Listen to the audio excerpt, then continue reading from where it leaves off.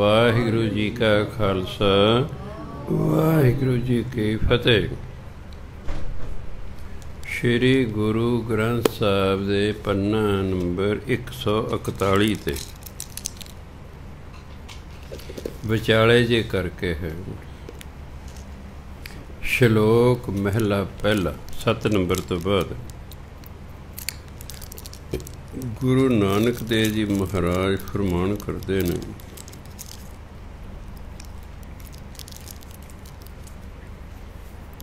ਮੁਸਲਮਾਨ ਕਹਾਵਣ ਮੁਸ਼ਕਲ, ਜਾਂ ਹੋਏ ਤਾਂ ਮੁਸਲਮਾਨ ਕਹਾਵੈ, ਅਵਲ ਔਲ ਦੀਨ ਕਰ ਮਿੱਠਾ, ਮਸਕਲ ਮਾਨਾ ਮਾਲ ਮੁਸਾਵੈ, ਹੋਏ ਮੁਸਲਿਮ ਦੀਨ ਮੁਹਾਣੇ, ਮਰਨ ਜੀਵਨ ਕਾ ਭਰਮ ਚੁਕਾਵੈ। ਰੱਬ ਕੀ ਰਜ਼ਾਏ, ਜਜਦ ਪੈਰ 'ਚ ਬਿੰਦੀ, ਰੱਬ ਕੀ ਰਜ਼ਾਏ ਮੰਨੇ ਸਿਰ ਉੱਪਰ, ਕਰਤਾ ਮੰਨੇ ਆਪ ਗਵਾਵੈ, ਤੋ ਨਾਨਕ ਸਰਬ ਜੀਆਂ ਮਿਹਰਮਤ ਹੋਏ, ਤਾਂ ਮੁਸਲਮਾਨ ਕਹਾਵੈ। ਗੁਰੂ ਨਾਨਕ ਦੇਵ ਜੀ ਕਿਸੇ ਮੁਸਲਮਾਨ ਦੇ ਨਾਲ ਵਿਚਾਰ ਕਰਨ, ਜਿਵੇਂ ਕਿ ਤੂੰ ਕੌਣ ਹੈ? ਮੈਂ ਸਿੱਖ ਹਾਂ। ਸਿੱਖ ਹੋਣਾ ਹੋਰ ਗੱਲ ਹੈ, ਸਿੱਖ ਕਹਾਉਣਾ ਹੋਰ ਗੱਲ ਹੈ। ਮੁਸਲਮਾਨ ਤਾਂ ਮੁਸਲਮਾਨ ਧਰਮ 'ਚ ਪੈਦਾ ਹੋ ਗਿਆ, ਮੁਸਲਮਾਨ ਹੋ ਗਿਆ। ਸਿੱਖ ਘਰ 'ਚ ਪੈਦਾ ਹੋ ਗਿਆ, ਸਿੱਖ ਹੋ ਗਿਆ। ਪਰ ਕੀ ਮੁਸਲਮਾਨ ਵਿੱਚ ਮੁਸਲਮਾਨਾਂ ਵਾਲਾ ਗੁਣ ਹੈ? ਕੀ ਸਿੱਖ 'ਚ ਸਿੱਖੀ ਵਾਲਾ ਗੁਣ ਹੈ? ਮਹਾਨਤਾ ਇਸ ਗੱਲ ਦੀ। ਤਾਂ ਕਹਿੰਦੇ ਮੁਸਲਮਾਨ ਕਹਾਵਣ ਮੁਸ਼ਕਿਲ, ਮੁਸਲਮਾਨ ਕਹਾਉਣਾ ਬਹੁਤ ਔਖਾ ਹੈ। ਜਾਂ ਹੋਏ ਤਾਂ ਮੁਸਲਮਾਨ ਕਹਾਵੇ, ਜੇ ਕੋਈ ਵਾਕਈ ਮੁਸਲਮਾਨ ਹੋਵੇ ਤਾਂ ਮੁਸਲਮਾਨ ਕਹਾ ਸਕਦਾ ਹੈ। ਅਤੇ ਮੁਸਲਮਾਨ ਹੋਏਗਾ ਕੌਣ? ਅੱਗੇ ਡੈਫੀਨੇਸ਼ਨ ਦਿੱਤੀ ਮੁਸਲਮਾਨ ਨੇ ਵੀ ਮੁਸਲਮਾਨ ਕਹਿੰਦੇ ਕਿਉਂ ਨੇ। ਮੁਸਲਮਾਨ ਦਾ ਪਹਿਲਾ ਗੁਣ ਹੈ ਅਵਲ, ਪਹਿਲੇ ਨੂੰ ਕਹਿੰਦੇ ਅਵਲ ਔਲ ਦੀਨ ਕਰ ਮਿੱਠਾ। ਅਵਲ ਮੈਨੇ ਸਭ ਤੋਂ ਪਹਿਲਾਂ, ਔਲ ਫਕੀਰ ਨੂੰ ਕਹਿੰਦੇ ਨੇ, ਭਾਵ ਗੁਰੂ ਦਾ, ਦੀਨ ਦਾ ਮਜ਼ਹਬ ਧਰਮ। ਸਭ ਤੋਂ ਪਹਿਲਾਂ ਜਿਹੜਾ ਉਹਦੇ ਗੁਰੂ ਦਾ ਧਰਮ ਹੈ ਨਾ, ਕਰ ਮਿੱਠਾ, ਉਹਨੂੰ ਮਿੱਠਾ ਕਰਕੇ ਸਮਝੋ। ਭਾਵ ਜੋ ਉਹਦੇ ਗੁਰੂ ਦਾ ਧਰਮ ਹੈ ਉਸਨੂੰ ਪਿਆਰ ਕਰੇ। ਮਸਕਲ ਮਾਨਾ ਮਾਲ ਮੁਸਾਵੈ, ਮਸਕਲ ਰੇਗ ਮਾਰ ਨੂੰ ਕਹਿੰਦੇ ਨੇ, ਜਿਹਨੂੰ ਕਹਿੰਦੇ ਸੈਂਡ ਪੇਪਰ। ਰੇਗ ਰਾਜਸਥਾਨੀ ਸ਼ਬਦ ਹੈ। ਰਾਜਸਥਾਨ ਦੇ 'ਚ ਰੇਗ ਰੇਤੇ ਨੂੰ ਕਹਿੰਦੇ ਨੇ, ਤਾਂ ਹੀ ਕਹਿੰਦੇ ਰੇਗਿਸਤਾਨ। ਉਹ ਥਾਂ ਜਿੱਥੇ ਰੇਤਾ ਹੀ ਰੇਤਾ ਹੋਵੇ ਉਹਨੂੰ ਕੀ ਕਹਿੰਦੇ ਨੇ? ਰੇਗਿਸਤਾਨ। ਸੋ ਰੇਗ ਮੈਨੇ ਰੇਤਾ। ਉਹ ਇੱਕ ਪਤਲਾ ਜਿਹਾ ਗੱਤਾ ਹੁੰਦਾ, ਉਹਦੇ ਉੱਤੇ ਰੇਤਾ ਚੰਬੇੜਿਆ ਹੁੰਦਾ, ਉਹਦੇ ਨਾਲ ਫਿਰ ਲੋਹੇ ਨੂੰ ਰਗੜਦੇ ਨੇ। ਲੋਹੇ ਨੂੰ ਜੇ ਰਗੜਦੇ ਸਾਰਾ ਜੰਗਾਲ ਲੈ ਜਾਂਦਾ। ਮਸਕਲ ਰੇਗ ਮਾਰ, ਜਿਵੇਂ ਰੇਗ ਮਾਰ ਹੈ ਸਾਰਾ ਲੋਹੇ ਦਾ ਜੰਗਾਲ ਲਾ ਦਿੰਦਾ ਹੈ। ਕਹਿੰਦਾ ਇਸ ਤਰ੍ਹਾਂ ਤੂੰ ਕੀ ਕਰ, ਮਾਨਾ ਮਾਲ, ਧਨ ਦੌਲਤ ਦੇ ਕਾਰਨ ਜਿਹੜਾ ਤੇਰੇ ਅੰਦਰ ਮਾਨ ਹੈ, ਹੰਕਾਰ ਹੈ।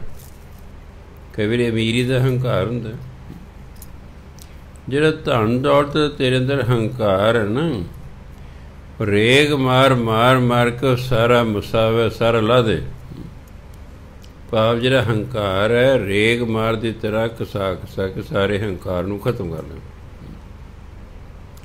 ਸੋ ਪਹਿਲਾ ਗੁਣ ਹੈ ਕਿ ਜੋ ਗੁਰੂ ਦਾ ਧਰਮ ਹੈ ਉਹ ਉਸ ਨੂੰ ਮਿੱਠਾ ਲੱਗੇ। ਇੱਕ ਆਪਣੇ ਅੰਦਰ ਧਨ ਦੌਲਤ ਦਾ ਜਿਹੜਾ ਹੰਕਾਰ ਹੈ ਉਸ ਨੂੰ ਖਤਮ ਕਰ ਦੇਵੇ। ਹੋਏ ਮੁਸਲਿਮ ਦੀਨ ਮੁਹਾਣੇ। ਫਿਰ ਮੁਸਲਮਾਨ ਤੀਜਾ ਗੁਣ ਦਾ ਦੀਨ ਮੁਹਾਣੇ। ਮੁਹਾਣ ਦਾ ਝੁਕਾਅ, ਉਹਦਾ ਧਰਮ ਵੱਲ ਝੁਕਾਅ ਹੋਵੇ। ਜੇ ਮੈਂ ਗੁਰੂ ਵਾਲਾ ਹਾਂ ਅਤੇ ਗੁਰੂ ਦਾ ਝੁਕਾਅ ਧਰਮ ਵੱਲ ਹੈ, ਤਾਂ ਮੇਰਾ ਝੁਕਾਅ ਵੀ ਧਰਮ ਵੱਲ ਹੋਣਾ ਚਾਹੀਦਾ ਹੈ।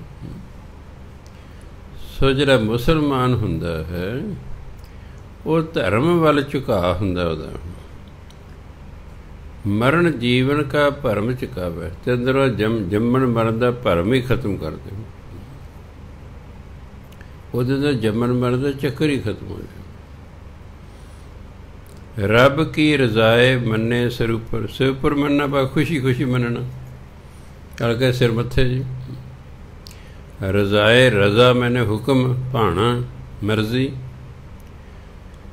ਰੱਬ ਦੀ ਮਰਜ਼ੀ ਨੂੰ ਮੰਨੇ ਸਿਰ ਉੱਪਰ, ਖੁਸ਼ੀ ਖੁਸ਼ੀ ਮੰਨੇ। ਕਰਤਾ ਮੰਨੇ ਆਪ ਗਵਾਵੇ। ਕਰਤਾ ਮੈਨੇ ਪਰਮਾਤਮਾ। ਉਹ ਸਮਝੇ ਵੀ ਜੋ ਕੁਛ ਕਰ ਰਿਹਾ ਹੈ ਉਹ ਤੇ ਮੇਰੇ ਅੰਦਰ ਬੈਠਾ ਪਰਮਾਤਮਾ ਕਰੇ। ਆਪ ਗਵਾਵੇ, ਆਪਣੇ ਅੰਦਰ ਹਉਮੈ ਖਤਮ ਕਰੇ। ਪਰਮਾਤਮਾ ਦੀ ਰਜ਼ਾ ਨੂੰ ਸਿਰ ਮੱਥੇ ਮੰਨੇ। ਪਰਮਾਤਮਾ ਨੂੰ ਕਰਤਾ ਮੰਨੇ। ਆਪਣੇ ਅੰਦਰ ਹਉਮੈ ਖਤਮ ਕਰੇ। ਆਪਾਂ ਕੋਈ ਕੰਮ ਕਰਦੇ ਹਾਂ, ਆਪਾਂ ਆਪਣੇ ਨੂੰ ਕਰਤਾ ਗਿਣਦੇ। ਮੈਂ ਕੀਤਾ, ਮੈਂ ਕੀਤਾ, ਮੈਂ ਕਰ ਰਿਹਾ, ਮੈਂ ਕਰਾਂਗਾ। ਪਰ ਧਰਮ ਕਹਿੰਦਾ ਨਹੀਂ, ਤੂੰ ਨਹੀਂ ਕਰ ਰਿਹਾ। ਕਰ ਤੇ ਪਰਮਾਤਮਾ ਰਿਹਾ, ਤੇਰੇ ਤੋਂ ਤੇ ਕਰਾ ਰਿਹਾ। ਉਹ ਤੇਰੇ ਤੋਂ ਕਰਾ ਰਿਹਾ, ਤੂੰ ਕਰ ਨਹੀਂ ਰਿਹਾ। ਤੇ ਤੂੰ ਕਰਾ ਰਿਹਾ ਤਾਂ ਇਹ ਅੰਦਰੋਂ ਹਉਮੈ ਖਤਮ ਹੋਏਗੀ। ਜੇ ਕਹਾਂਗੇ ਮੈਂ ਕਰ ਰਿਹਾ, ਫਿਰ ਆਪ ਕਰਤਾ ਹੋਵੇ ਵੀ ਮੈਂ ਕਰ ਰਿਹਾ। ਪਰਮਾਤਮਾ ਕਹਿੰਦਾ ਨਹੀਂ, ਕਰ ਤੇ ਮੈਂ ਰਿਹਾ, ਸਿਰਫ ਤੇਰੇ ਤੋਂ ਕਰਵਾ ਰਿਹਾ ਹਾਂ। ਤੂੰ ਕਰਤਾ ਨਹੀਂ, ਤੂੰ ਇੱਕ ਸਾਧਨ ਹੈ। ਤੋ ਨਾਨਕ ਸਰਬ ਜੀਆਂ ਮਿਹਰਾਮਤ ਹੋਏ। ਸਾਰੇ ਜੀਵਾਂ 'ਤੇ ਦਇਆਵਾਨ ਹੋਵੇ। ਮਿਹਰਮਤ, ਮਿਹਰ, ਦਇਆ। ਸਾਰੇ ਜੀਵਾਂ 'ਤੇ ਦਇਆ ਕਰੇ ਤਾਂ ਮੁਸਲਮਾਨ ਕਹਾਵੇ, ਤਾਂ ਮੁਸਲਮਾਨ ਕਹਾ ਸਕਦਾ ਹੈ। ਇੰਨੇ ਗੁਣ ਹੋਣ ਤਾਂ ਕਹਿੰਦੇ ਮੁਸਲਮਾਨ ਹੋ ਸਕਦਾ। ਅਤੇ ਇਹ ਨਿਰੇ ਮੁਸਲਮਾਨ ਦੇ ਗੁਣ ਨਹੀਂ, ਇਹ ਸਾਡੇ 'ਚ ਵੀ ਇਹੀ ਗੁਣ ਚਾਹੀਦੇ ਨੇ।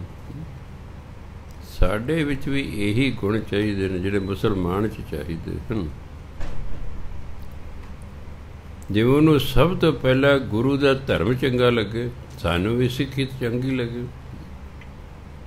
ਅਸੀਂ ਵੀ ਆਪਣੇ ਅੰਦਰੋਂ ਸਾਰੀ ਹਉਮੈ ਖਤਮ ਕਰ ਲਈਏ।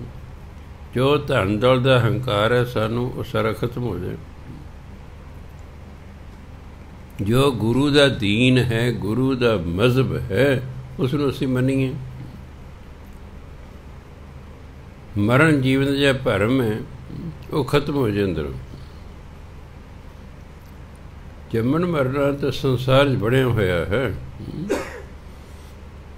ਇਹ ਕਹਿੰਦੇ ਭਰਮ ਖਤਮ ਕਰਦੇ ਨੇ। ਪਰਮਾਤਮਾ ਭੇਜਦਾ, ਪਰਮਾਤਮਾ ਲੈ ਜਾਂਦਾ ਚੱਕ।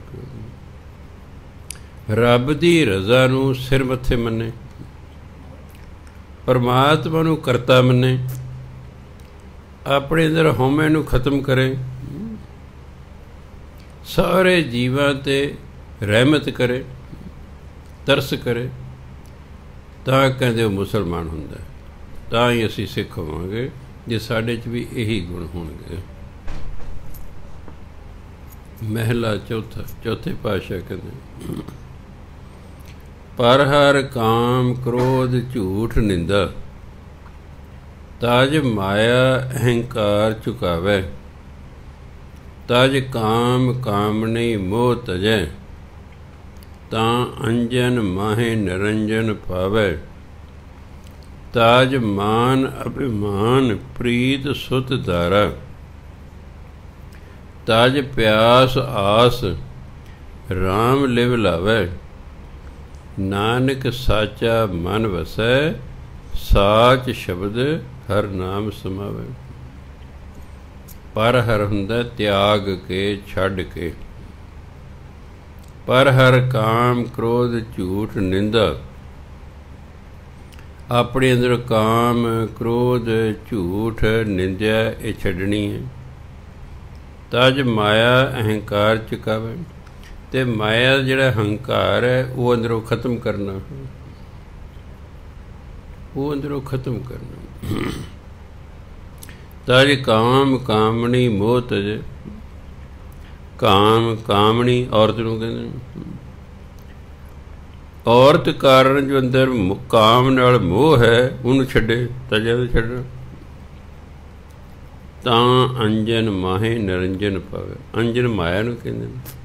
ਨਿਰੰਜਨ ਜਿਹੜਾ ਮਾਇਆ ਤੋਂ ਨਿਰਲੇਪ ਹੈ ਪਰਮਾਤਮਾ।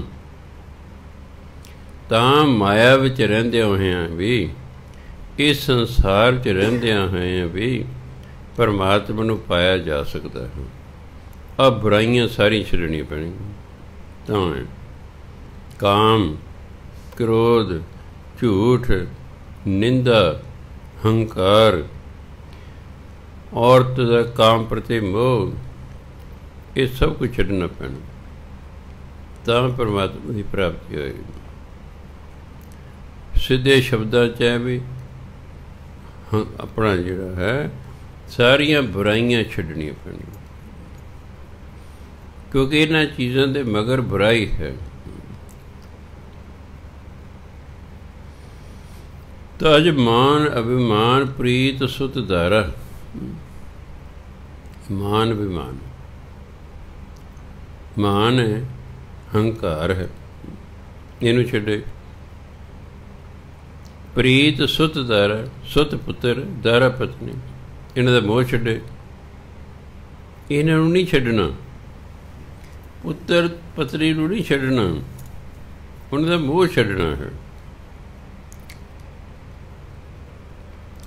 ਗੁਰੂ ਨਾਨਕ ਦੇਵ ਜੀ ਨੇ ਕੁਛ ਛੱਡਣ ਨੂੰ ਨਹੀਂ ਕਿਹਾ।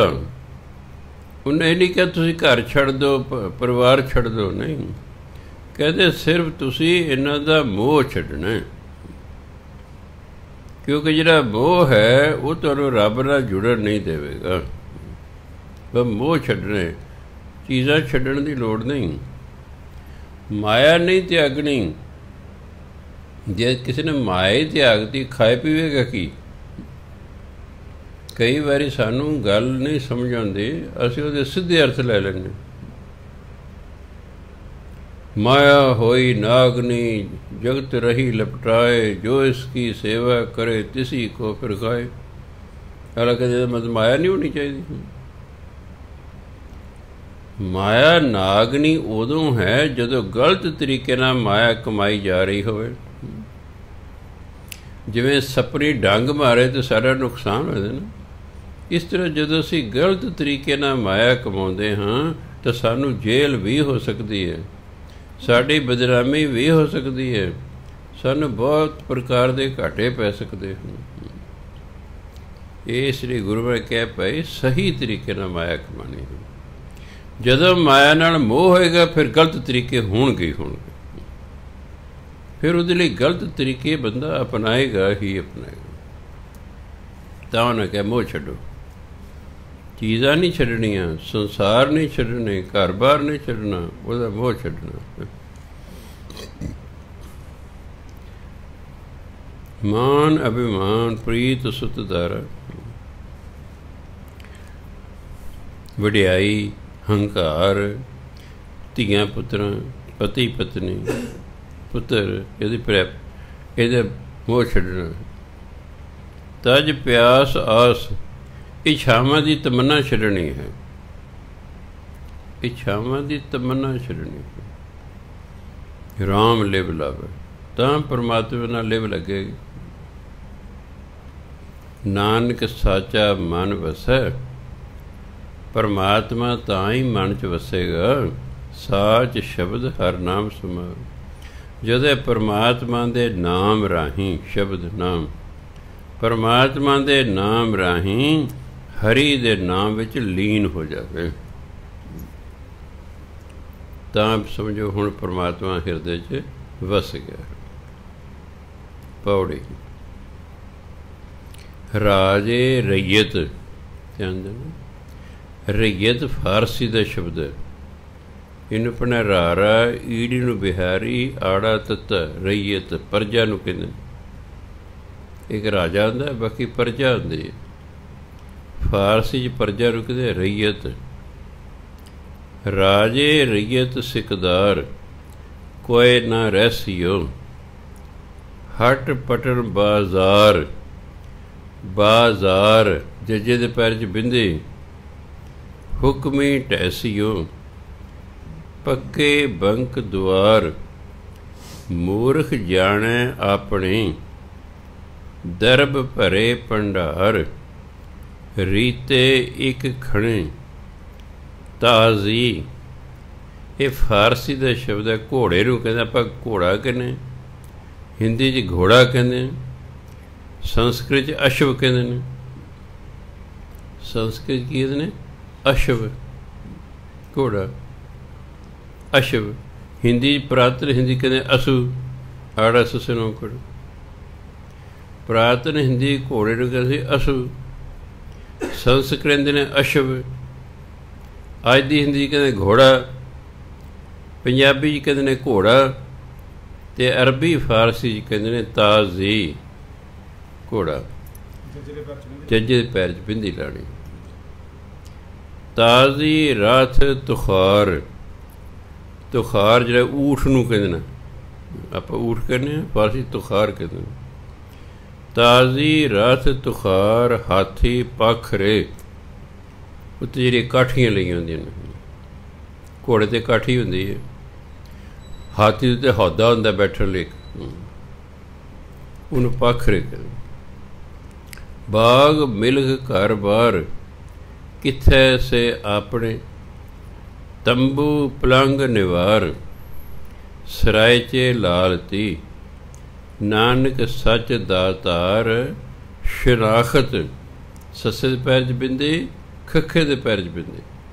ਇਹ ਫਾਰਸੀ ਦਾ ਸ਼ਬਦ ਹੈ। ਔਰ ਉਹਦੀ ਸ਼ਨਾਖਤ ਕਰੋ ਜੀ, ਪਹਿਚਾਣੋ ਉਹਨੂੰ।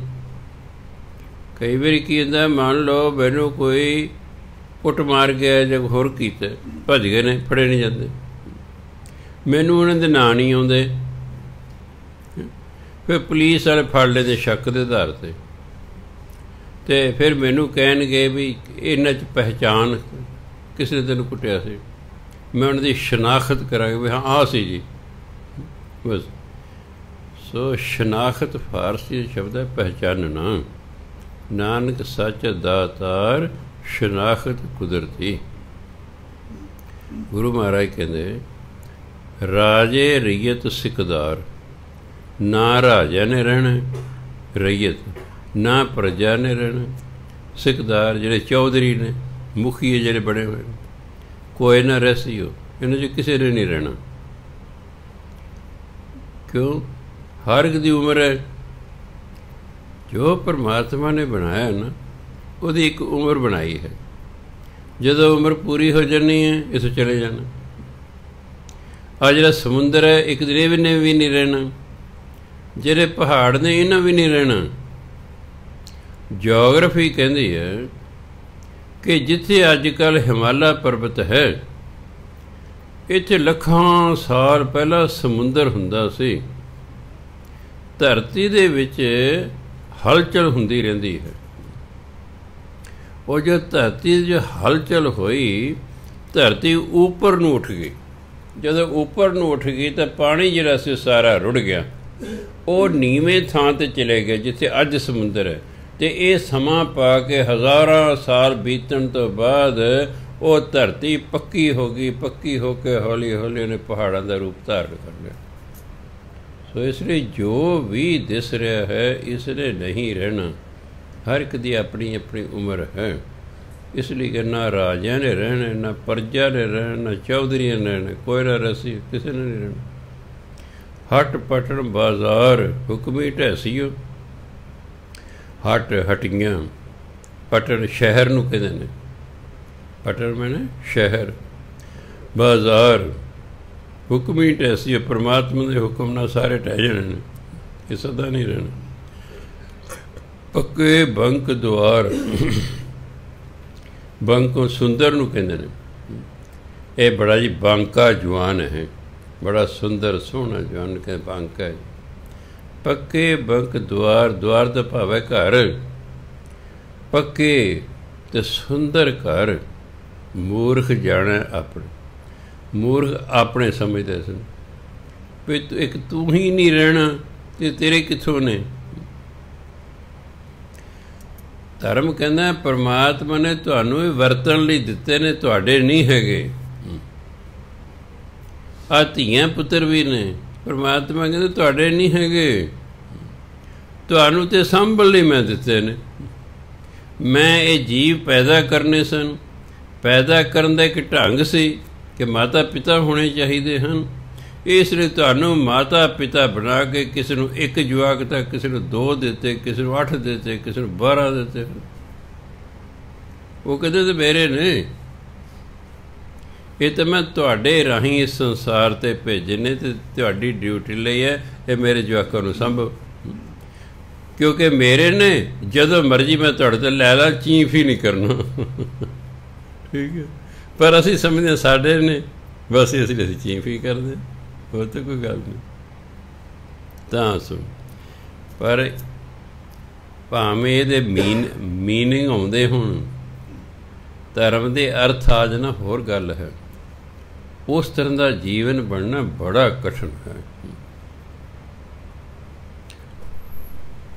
ਭਾਵੇਂ ਹੁਣ ਆਪਾਂ ਨੂੰ ਗਿਆਨ ਹੋ ਗਿਆ ਕਿ ਵੀ ਇਹ ਬੱਚੇ ਸਾਡੇ ਨੇ। ਮੂਰਖ ਜਾਣੇ ਆਪਣੇ ਧੀਆਂ ਪੂਤ ਸੰਜੋਗ।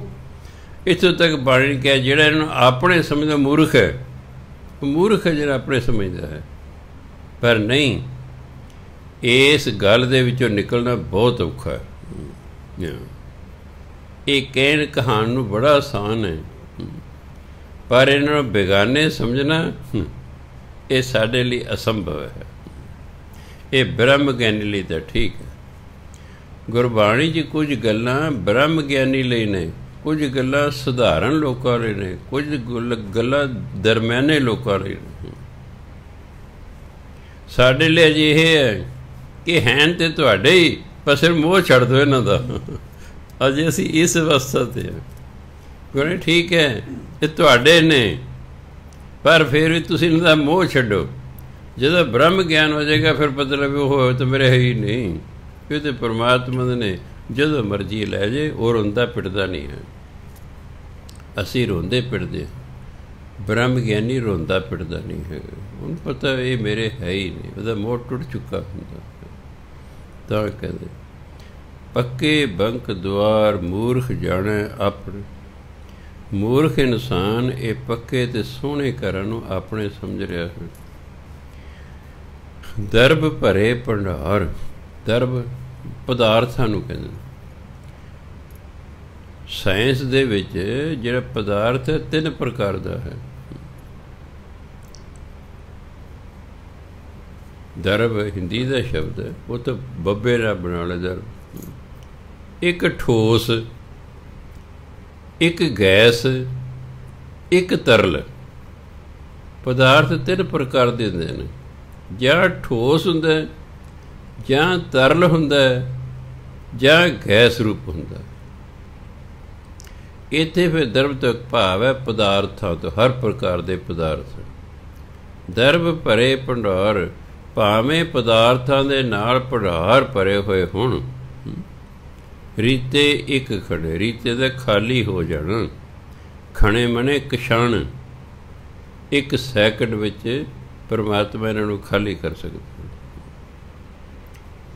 ਤਾਜ਼ੀ ਰਥ ਤੁਖਾਰ, ਹਾਥੀ ਪਖਰ। ਤਾਜ਼ੀ ਘੋੜੇ, ਖਾਸ ਕਰਕੇ ਜਿਹੜੇ ਅਫਗਾਨਿਸਤਾਨ ਦੇ ਘੋੜੇ ਨੇ, ਤੁਰਕਿਸਤਾਨ ਦੇ ਜਿਹੜੇ ਘੋੜੇ ਨੇ, ਉਹਨਾਂ ਨੂੰ ਤਾਜ਼ੀ ਕਹਿੰਦੇ ਨੇ।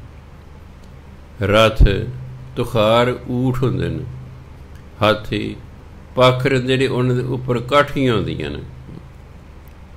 ਬਾਗ ਮਿਲਕ ਘਰ-ਬਾਰ, ਬਾਗ ਮਿਲਕ ਜਾਇਦਾਦ ਨੂੰ ਕਹਿੰਦੇ ਨੇ, ਪ੍ਰੋਪਰਟੀ, ਬਾਗ ਹੋਰ ਹਰ ਪ੍ਰਕਾਰ ਦੀ ਜਾਇਦਾਦ, ਘਰ-ਬਾਰ ਕਿੱਥੇ ਸੀ ਆਪਣੇ, ਹੁਣ ਉਹ ਕਿੱਥੇ ਰਹੇ। ਜਿਹੜੇ ਸਾਡੇ ਵੇਲੇ ਪਾਕਿਸਤਾਨ ਤੋਂ ਆਏ ਨੇ ਰਹਿ ਗਏ ਨਾ ਸਾਰੇ ਉੱਥੇ ਹੀ, ਮਰਨ ਤੋਂ ਬਾਅਦ ਤਾਂ ਰਹਿ ਹੀ ਜਾਣੇ ਨੇ, ਪਰ ਸਾਨੂੰ ਤਾਂ ਜਿਉਂਦੇ ਹੀ ਵਿਖਾਤਾ, ਸਾਨੂੰ ਤਾਂ ਕੁਦਰਤ ਨੇ ਜਿਉਂਦੇ ਹੀ ਵਿਖਾਤਾ। ਤੁਹਾਡਾ ਕੋਈ ਘਰ-ਬਾਰ ਨਹੀਂ, ਕੋਈ ਜਾਇਦਾਦ ਨਹੀਂ, ਕੋਈ ਡੰਗਰ ਨਹੀਂ, ਸਾਰੇ ਡੰਗਰ ਉੱਧਰ ਰਹਿ ਗਏ, ਜਾਇਦਾਦ ਉੱਧਰ ਰਹਿ ਗਈ, ਘਰ-ਬਾਰ ਉੱਧਰ ਰਹਿ ਗਏ, ਸਭ ਕੁਛ ਰਹਿ ਗਏ, ਸਭ ਕੁਛ ਰਹਿ ਗਿਆ। ਜਿਉਂਦੇ ਹੀ ਦਿਖਾਤਾ ਪਰਮਾਤਮਾ ਨੇ, ਇਹ ਤੁਹਾਡੇ ਨਹੀਂ ਹੈਗੇ। ਤੁਹਾਨੂੰ ਤਾਂ 15 ਅਗਸਤ 1947 ਦੇ ਰਹਿਣ ਨੂੰ ਦਿੱਤੇ ਸਨ, ਤੁਹਾਡਾ ਟਾਈਮ ਪੂਰਾ ਗਿਆ, ਗਵਰਨਮੈਂਟ ਗਾਉਣ ਹੋ ਜਾਣ ਤੋਂ ਬਹਾਨਾ ਬਣ ਗਿਆ, ਕੋਈ ਬਹਾਨਾ ਬਣ ਗਿਆ। ਇਹ ਲਿਖਿਆ ਪਹਿਲਾਂ ਹੀ ਹੁੰਦਾ ਵੀ 15 ਅਗਸਤ 1947 ਨੂੰ ਹਿੰਦੁਸਤਾਨ ਦੇ 2 ਟੁਕੜੇ ਹੋਣਗੇ, ਇੱਕ ਪਾਕਿਸਤਾਨ ਅਤੇ ਇੱਕ ਹਿੰਦੁਸਤਾਨ ਆਜ਼ਾਦ ਹੋ ਜਾਣਾ, ਪਹਿਲੇ ਲਿਖਿਆ ਹੁੰਦਾ। ਸਿਰਫ ਬ੍ਰਹਮ ਗਿਆਨੀ ਨੂੰ ਪਤਾ ਹੁੰਦਾ, ਸਾਡੇ ਵਰਗਿਆਂ ਨੂੰ ਪਤਾ ਨਹੀਂ ਹੁੰਦਾ। ਸਾਡੇ ਪਿੰਡ ਜਿਹੜੇ ਸਨ ਕਾਂਗਰਸੀ ਵਕੀਲ ਸਨ, ਮੁਸਲਮਾਨ ਸਨ, ਉਂਝ ਵਕਾਲਤ ਕਰਦੇ ਸਨ, ਪਰ ਇਹ ਜਿਹੜੇ ਕਾਂਗਰਸੀ ਨੇ ਉਸ ਵੇਲੇ ਬਰੋਡ ਮਾਈਂਡਡ ਹੁੰਦੇ ਸਨ, ਚਾਹੇ ਮੁਸਲਮਾਨ ਸਨ, ਹਿੰਦੂ ਸੀ, ਸਿੱਖ ਸੀ, ਖੁੱਲ੍ਹੇ ਦਿਲ ਦੇ ਹੁੰਦੇ ਸਨ। ਇਹ ਕੱਟੜ ਨਹੀਂ ਸਨ ਹੁੰਦੇ, ਕੱਟੜ ਨਹੀਂ ਸਨ। ਕਾਂਗਰਸੀ ਹੁਣ ਵੀ ਕੱਟੜ ਨਹੀਂ ਹੈਗੇ, ਜਮਾਤ ਜਿਹੜੀ ਹੈ, ਚਲੋ ਵਿੱਚ ਇੱਕ ਅੱਧਾ ਹੁੰਦਾ, ਉਹ ਗੱਲ ਵੱਖਰੀ ਹੁੰਦੀ। 47 ਚੜ੍ਹਿਆ ਹੈ, ਉਹ ਲਾਹੌਰ ਵਕਾਲਤ ਕਰਦੇ ਸਨ। ਪਿਤਾ ਜੀ ਲਾਹੌਰ ਹੀ ਕਈ ਵਾਰੀ ਸੌਦਾ ਲੈਣ ਜਾਂਦੇ ਸਨ, ਚਲੋ ਮਿਲਣਾ, ਉਹ ਕਹਿੰਦੇ ਖਜ਼ਾਨ ਸਿੰਘ ਜੀ ਹਿੰਦੁਸਤਾਨ ਪਾਕਿਸਤਾਨ ਬਣ ਜਾਣਾ, ਅਤੇ ਚੰਗਾ ਤੁਸੀਂ ਹੁਣੇ ਜ਼ਮੀਨ ਜਾਇਦਾਦ ਜੋ ਤੁਹਾਡਾ ਵਿਕਦਾ ਨਾ ਵੇਚ ਕੇ ਅੰਮ੍ਰਿਤਸਰ ਟੱਪ ਜਾਓ, ਆ ਜਿਹੜਾ ਰਾਵੀ ਦਰਿਆ ਨਾ ਇਹਨੂੰ ਟੱਪ ਜਾਓ, ਇਹ ਹੱਦ ਹੋ ਜਾਣੀ ਹੈ, ਇਹ ਹੱਦ ਹੋ ਜਾਣੀ, ਦੂਜੇ ਪਾਸੇ ਪਾਕਿਸਤਾਨ ਹੋ ਜਾਣਾ, ਇੱਧਰ ਹਿੰਦੂ ਹੋ ਜਾਣਾ, ਤੁਸੀਂ ਚਲੇ ਜਾਓ। ਬਾਪੂ ਜੀ ਕਹਿੰਦੇ ਲੈ ਰਾਜੇ ਬਦਲਿਆ ਕਦੇ ਨੇ, ਕਦੇ ਪ੍ਰਜਾ ਵੀ ਬਦਲੀ ਹੈ। ਗੱਲ ਠੀਕ ਹੋ ਸੀ ਉਹਨਾਂ ਦੀ ਵੀ ਰਾਜੇ ਤਾਂ ਬਦਲਦੇ ਆਏ, ਪ੍ਰਜਾ ਵੀ ਕਦੇ ਬਦਲੀ ਹੈ। ਉਹ ਕਹਿੰਦੇ ਨਹੀਂ, ਉਹ ਪੜ੍ਹੇ ਲਿਖੇ ਸਨ, ਕਿ ਤੁਹਾਡੇ ਨਾਲ ਸਾਡਾ ਪ੍ਰੇਮ ਹੈ ਖਜ਼ਾਨ ਸਿੰਘ ਜੀ, ਐਤਕੀ ਪ੍ਰਜਾ ਬਦਲੇਗੀ। ਬਾਪੂ ਜੀ ਅਨਪੜ੍ਹ ਹੋਣ ਕਰ ਨਹੀਂ ਮੰਨੇ। ਜੁਲਾਈ 'ਚੋਂ ਫਿਰ ਆਏ, ਕਹਿੰਦੇ ਹੁਣ ਤੁਹਾਡੀ ਜ਼ਮੀਨ ਜਾਇਦਾਦ ਤਾਂ ਨਹੀਂ ਵਿਕਣੀ, ਪਰ ਆਪਣਾ ਕੀਮਤੀ ਸਮਾਨ ਲੈ ਕੇ ਅਜੇ ਵੀ ਤੁਸੀਂ ਚਲੇ ਜਾਵੋ, ਤੁਹਾਡੇ ਨਾਲ ਸਾਡਾ ਪ੍ਰੇਮ ਹੈ।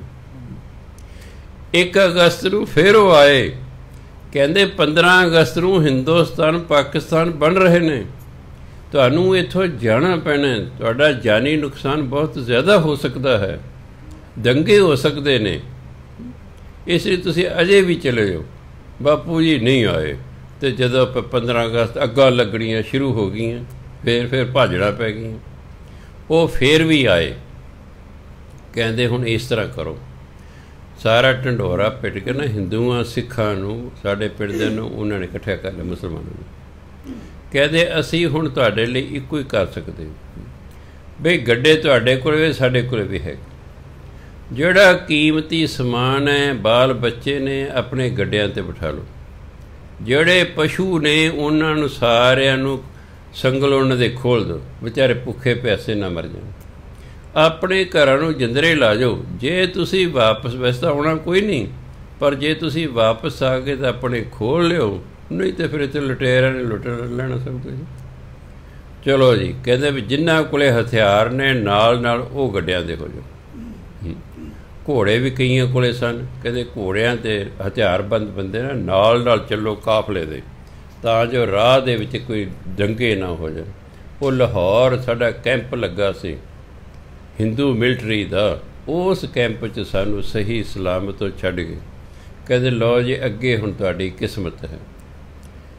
ਕਈ ਦਿਨ ਸਾਨੂੰ ਮਗਰੋਂ ਰਾਸ਼ਨ ਪਾਣੀ ਵੀ ਪਹੁੰਚਾਉਂਦੇ ਰਹੇ। ਫਿਰ ਉਹ ਕਹਿੰਦੇ ਦੇਖੋ ਜੀ ਤੁਹਾਡੇ ਘਰਾਂ ਲੋਕਾਂ ਨੇ ਲਾਤੀ ਅੱਗ, ਸਭ ਕੁਝ ਲੁੱਟ ਪੁੱਟ ਕੇ ਲੈ ਗਏ ਨੇ, ਅਸੀਂ ਹੁਣ ਤੁਹਾਡੀ ਕੋਈ ਸਹਾਇਤਾ ਨਹੀਂ ਕਰ ਸਕਦੇ, ਤੁਸੀਂ ਜਾਣੋ ਅਤੇ ਹੁਣ ਅੱਲਾ ਜਾਣੋ। ਸੋ ਮੇਰੇ ਕਹਿਣ ਦਾ ਭਾਵ ਹੈ ਵੀ ਦੇਖਦੇ ਸਭ ਕੁਝ ਖਤਮ ਹੋ ਗਿਆ। ਕਹਿੰਦੇ ਹੇ ਇਨਸਾਨ, ਜਿਨ੍ਹਾਂ ਦਾ ਤੂੰ ਕਰਦਾ ਨਾ ਬਾਗ ਮਿਲਕ ਘਰ ਬਾਰ ਦਾ, ਇਹ ਤਾਂ ਕਹਿੰਦੇ ਕਿੱਥੇ, ਇਹ ਹੁਣ ਦੱਸਣੇ ਗਏ। ਤੰਬੂ ਪਲੰਗ ਨਿਵਾਰ ਸਰਾਏ 'ਚ ਲਾਲ ਤੇ, ਤੰਬੂ ਟੈਂਟ ਜਿਹਨੂੰ ਕਹਿੰਦੇ ਆਪਾਂ, ਪਲੰਗ ਨਿਵਾਰ, ਨਿਵਾਰੀ ਪਲੰਗ ਹੁੰਦੇ ਸਨ। ਇੱਕ ਤਾਂ ਆ ਮੁੰਜਦੇ ਹੁੰਦੇ ਸਿਰ, ਮੰਜੀਆਂ ਬੁਣੀਆਂ ਹੋਈਆਂ, ਉਹ ਚੁੱਭਦੀਆਂ ਸਨ। ਸਾਉਣ ਪੱਦ ਪਿੱਤ ਹੋ ਜਾਣੀ, ਮੈਂ ਬਿਸਤਰੇ ਨੇ ਵਿਛਾਉਣਾ, ਇੱਕ ਸਿਰਹਾਣਾ ਲੈ ਲੈਣਾ, ਛੱਤ 'ਤੇ ਮੰਜਾ ਲੈ ਜਾਣਾ, ਵੀ ਪਤਾ ਨਹੀਂ ਕਦੋਂ ਕਣੀ ਆ ਜਾਣ, ਫਿਰ ਹੇਠ ਕਿਹੜਾ ਬਿਸਤਰਾ ਗਿੱਲਾ ਹੋ ਜਾਊਗਾ, ਪਏ ਰਹਿਣਾ, ਕਣੀ ਵੀ ਹੋ ਸਕਦਾ ਹਟ ਜਾਣ। ਜੋ ਦੇਖੇ ਜੇ ਮਤ ਪਿੱਤ ਪੁੱਤ ਹੋ ਗਈ ਹੈ, ਉਹ ਮੰਜੇ ਨਾਲ ਹੀ ਖੁਰਕੀ ਜਾਣਾ, ਉਹ ਵਾਹਣ ਹੁੰਦਾ ਸੀ, ਬਹੁਤ ਚੰਗੇ ਖੁਰਕਿਆ ਜਾਣਾ। ਸੋ ਫਿਰ ਜਿਹੜਾ ਅਮੀਰਾਂ ਕੋਲੇ ਨਵਾਰ ਦੇ ਆ ਗਏ, ਨਵਾਰੀ ਪਲੰਗ ਆ ਗਏ। ਹੁਣ ਵੀ ਨਵਾਰ ਦੇ ਬਣਦੇ ਮੰਜੇ। ਤੰਬੂ ਪਲੰਗ ਨਿਵਾਰ ਸਰਾਏ 'ਚ ਹੁੰਦਾ ਕਨਾਤਾਂ, ਇੱਕ ਟੈਂਟ ਹੁੰਦਾ ਜਿਹੜਾ ਉੱਪਰ ਹੁੰਦਾ, ਸਾਈਡਾਂ 'ਤੇ ਜਿਹੜੀਆਂ ਲਾਈਆਂ ਹੁੰਦੀਆਂ ਉਹਨਾਂ ਨੂੰ ਕਹਿੰਦੇ ਕਨਾਤਾਂ। ਲਾਲ 'ਤੇ ਹੁੰਦਾ ਬੜੀਆਂ ਕੀਮਤੀ। ਤੰਬੂ ਪਲੰਗ ਨਿਵਾਰੀ ਪਲੰਗ ਕਹਿੰਦੇ ਕੀਮਤੀ ਕਨਾਤਾਂ, ਉਹ ਕਿਤੇ ਕਿੱਥੇ ਗਏ, ਖਤਮ ਹੋ ਗਏ। ਨਾਨਕ ਸੱਚ ਦਾਤਾਰ ਸ਼ਨਾਖਤ ਕੁਦਰਤੀ, ਸੱਚ ਦਾਤਾਰ ਸਦਾ ਰਹਿਣ ਵਾਲਾ, ਜਿਹੜਾ ਦਾਤਾਰ ਪਰਮਾਤਮਾ ਹੈ ਉਹ ਸਦਾ ਰਹਿਣ ਵਾਲਾ ਹੈ, ਅਤੇ ਉਹਨੂੰ ਪਹਿਚਾਣਨਾ ਜੇ ਸ਼ਨਾਖਤ ਕੁਦਰਤੀ, ਕੁਦਰਤ ਦੇ ਵਿੱਚ ਉਸ ਨੂੰ ਪਹਿਚਾਣਿਆ ਜਾ ਸਕਦਾ ਹੈ। ਤਾਂ ਕਿ ਕੁਦਰਤ ਦਿਸੈ ਕੁਦਰਤ ਸੁਣੀ, ਪਰਮਾਤਮਾ ਆਪਣੀ ਕੁਦਰਤ ਦੇ ਵਿੱਚ ਵਸਦਾ ਹੈ। ਜਿਵੇਂ ਇੱਕ ਵਾਰੀ ਇੱਕ ਮਹਾਤਮਾ ਸਾਹਮਣੇ ਇੱਕ ਬਹੁਤ ਸੁੰਦਰ ਲੜਕੀ ਬੈਠੀ ਹੈ। ਮਹਾਤਮਾ ਵੀ ਜਿਹੜੇ ਨੌਜਵਾਨ ਸਨ ਉਹ ਟਿਕੀ ਲਾ ਕੇ ਕਿੰਨੀ ਦੇਰ ਵੇਖੀ ਗਏ ਲੜਕੀ ਵੱਲ। ਮਾਂ ਪਿਓ ਨੇ ਸੋਚਿਆ ਵੀ ਸਾਡੀ ਲੜਕੀ ਇਹਨਾਂ ਨੂੰ ਪਸੰਦ ਆ ਗਈ ਹੈ। ਬਾਅਦ 'ਚ ਕਹਿੰਦੇ ਵੀ ਮਹਾਰਾਜ ਜੀ, ਜੇ ਸਾਡੀ ਲੜਕੀ ਤੁਹਾਨੂੰ ਪਸੰਦ ਹੈ, ਅਸੀਂ ਆਪਣੀ ਲੜਕੀ ਦੀ ਸ਼ਾਦੀ ਤੁਹਾਡੇ ਨਾਲ ਕਰ ਸਕਦੇ ਹਾਂ। ਉਹ ਕਹਿੰਦੇ ਨਹੀਂ ਭਗਤੋ, ਮੈਂ ਦੇਖਿਆ ਇਹਦੇ ਰਾਹੀਂ ਮੈਂ ਪਰਮਾਤਮਾ ਤੱਕ ਚਲਿਆ ਗਿਆ ਕਿ ਜਿਸ ਦੀ ਬਣਾਈ ਹੋਈ ਚੀਜ਼ ਇਤਨੀ ਸੁੰਦਰ ਹੈ, ਉਹ ਬਣਾਉਣ ਵਾਲਾ ਕਿੰਨਾ ਸੁੰਦਰ ਹੋਏਗਾ। ਬਸ ਮੇਰਾ ਧਿਆਨ ਉੱਧਰ ਚਲਿਆ ਗਿਆ ਅਤੇ ਤੁਹਾਨੂੰ ਲੱਗਿਆ ਸਾਡੀ ਲੜਕੀ ਵੱਲ ਵੇਖੀ ਜਾਂਦੀ। ਕਹੇ ਤੁਹਾਡੀ ਲੜਕੀ ਵੱਲ ਜਦ ਮੈਂ ਦੇਖਿਆ ਨਾ, ਮੈਂ ਕਿਹਾ ਵੀ ਜਿਸ ਪਰਮਾਤਮਾ ਨੇ ਇੰਨੀ ਸੁੰਦਰ ਲੜਕੀ ਬਣਾਈ ਹੈ, ਉਹ ਆਪ ਕਿਤਨਾ ਸੁੰਦਰ ਹੋਵੇਗਾ। ਸੋ ਪਰਮਾਤਮਾ ਆਪਣੀ ਬਣਾਈ ਹੋਈ ਕੁਦਰਤ ਦੇ ਵਿੱਚ ਹੀ ਬੈਠਾ, ਉਹਦੇ ਵਿੱਚ ਉਸ ਦੀ ਸ਼ਨਾਖਤ ਕੀਤੀ ਜਾ ਸਕਦੀ ਹੈ, ਉਹਨੂੰ ਪਹਿਚਾਣਿਆ ਜਾ ਸਕਦਾ ਹੈ। ਸ਼ਲੋਕ ਮਹਿਲਾ ਪਹਿਲਾ। ਨਦੀਆਂ ਹੋਵੇਂ ਧੇਣਵਾਂ, ਧੇਨੂ ਹਿੰਦੀ ਦਾ ਸ਼ਬਦ ਹੈ ਗਊ, ਗਊ ਨੂੰ ਹਿੰਦੀ ਕਹਿੰਦੇ ਧੇਨੂ, ਤਾਂ ਦਿਨ ਲਾ ਨੰਨੇ ਨੂੰ ਔਂਕੜ, ਉਸ ਤੋਂ ਬਣਾਇਆ ਬਹੁਵਚਨ ਧੇਨਵਾਂ। ਨਦੀਆਂ ਹੋਵੇਂ ਧੇਣਵਾਂ, ਸੁੰਮ ਹੋਵੇਂ ਦੁੱਧ ਘਿਓ। ਸੁੰਮ ਹੁੰਦਾ ਚਸ਼ਮੇ। ਤੁਸੀਂ ਕਈ ਵਾਰੀ ਧਰਤੀ ਪਹਾੜਾਂ 'ਚ ਪਾਣੀ ਉੱਪਰ ਦੇਖਿਆ ਹੋਣਾ, ਜਾਣਦੇ ਹੋ। ਆਪਾਂ ਹੁਣ ਕੁਦਰਤੀ ਫੁਹਾਰੇ ਬਣਾ ਲੈਂਦੇ ਹਾਂ। ਚਲੋ ਸਾਡੇ ਕੁਦਰਤੀ ਚਸ਼ਮੇ ਤਾਂ ਹੈ ਨਹੀਂ, ਜੇ ਪਾਰਕ ਹੈ ਅਸੀਂ ਬਣਾ ਲਿਆ ਹੈ। ਮੇਰੀ ਇੱਛਾ ਸੀ ਇਹ 'ਚ 2 ਚਸ਼ਮੇ ਲਾ ਦਈਏ, ਫੁਹਾਰੇ ਲਾ ਦਈਏ, ਵੀ ਰਾਤ ਨੂੰ ਲਾਈਟਾਂ ਛੱਡ ਦਿਆ ਕਰਾਂਗੇ। ਚਲੋ ਜਿਹੜੇ ਸੈਰ ਕਰਦੇ ਉਹ ਸੋਹਣੇ ਲੱਗਣਗੇ, ਜਾ ਜੀ ਵੇਖੀ ਜਾਣਗੇ। ਸੋ ਇਹ ਕੁਦਰਤੀ ਸੁੰਮ ਤਾਂ ਹੈ ਨਹੀਂ। ਆਪਾਂ ਜਿਹੜੇ ਫਿਰ ਫੁਹਾਰੇ ਬਣਾ ਲੈਂਦੇ ਹਾਂ, ਅਸਲ ਉਹ ਸੋਮੇ ਹੀ ਹੁੰਦੇ, ਹੇਠੋਂ ਪਾਣੀ ਉੱਪਰ ਨੂੰ ਜਾ ਰਿਹਾ। ਸੋ ਸੁੰਮ ਮੈਨੇ ਸੋਮੇ ਚਸ਼ਮੇ। ਨਦੀਆਂ ਹੋਵੇਂ ਧੇਨਵਾਂ, ਸੁੰਮ ਹੋਵੇਂ ਦੁੱਧ ਘਿਓ। ਸਗਲੀ ਧਰਤੀ ਸ਼ੱਕਰ ਹੋਵੇ, ਖੁਸ਼ੀ ਕਰੇ ਨਿਤ ਜੀਓ। ਪਰਬਤ ਸੋਇਨਾ ਰੂਪਾ ਹੋਵੇ,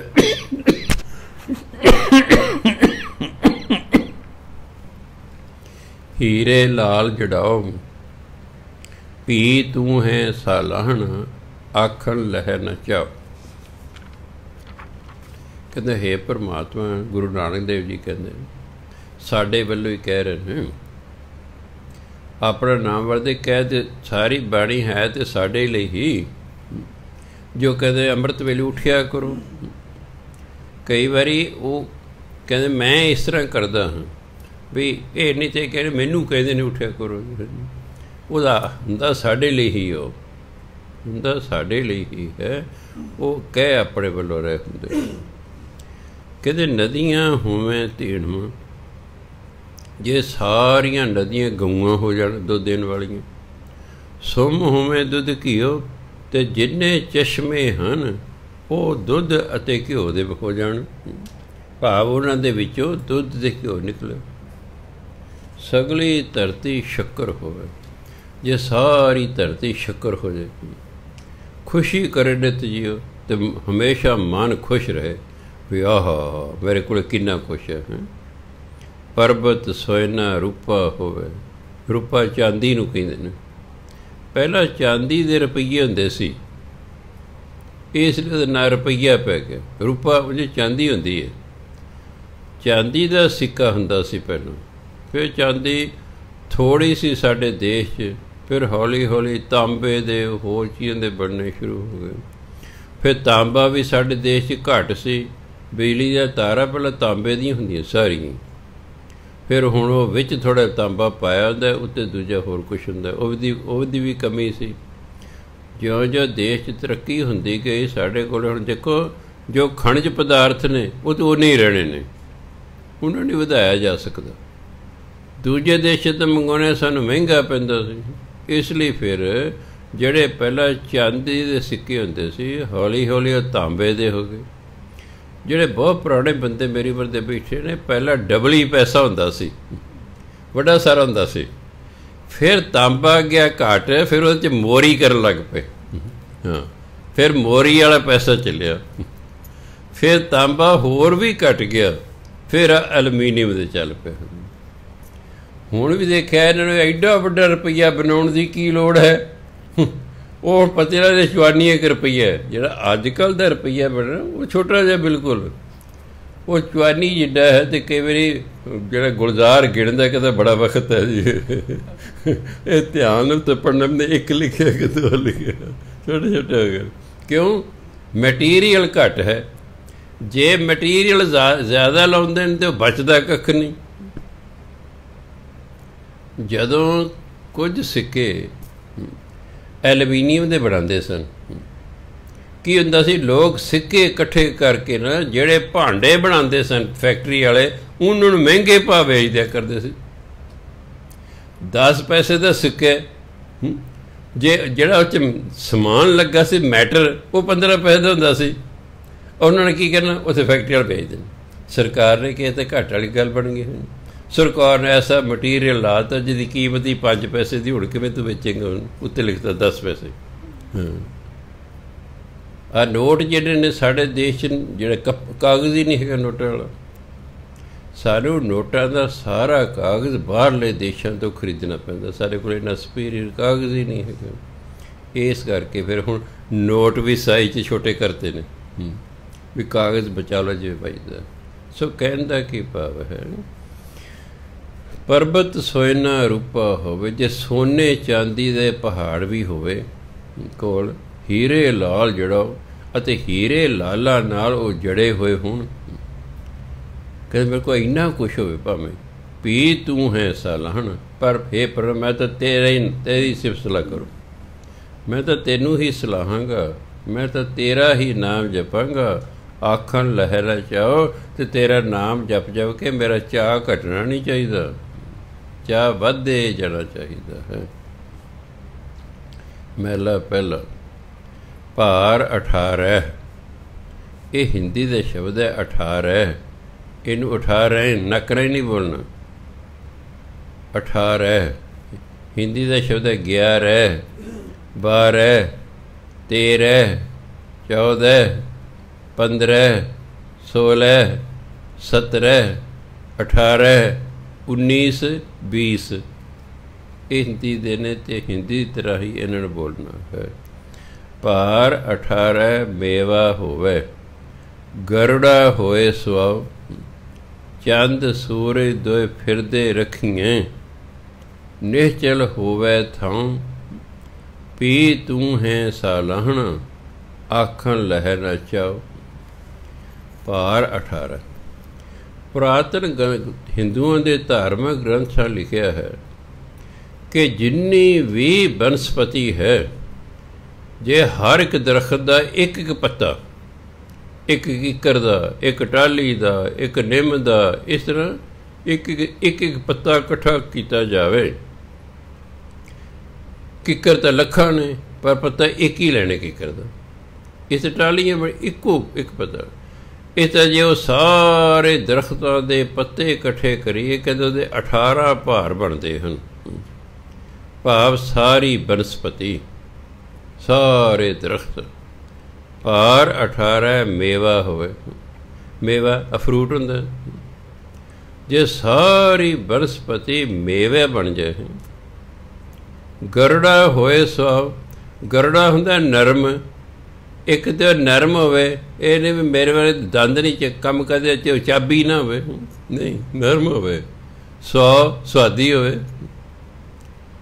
ਸਾਰੀ ਬਨਸਪਤੀ ਮੇਵੇ ਬਣ ਜਾਏ, ਨਰਮ ਹੋਵੇ, ਸੁਆਦੀ ਖਾਣ ਨੂੰ ਹੋਵੇ।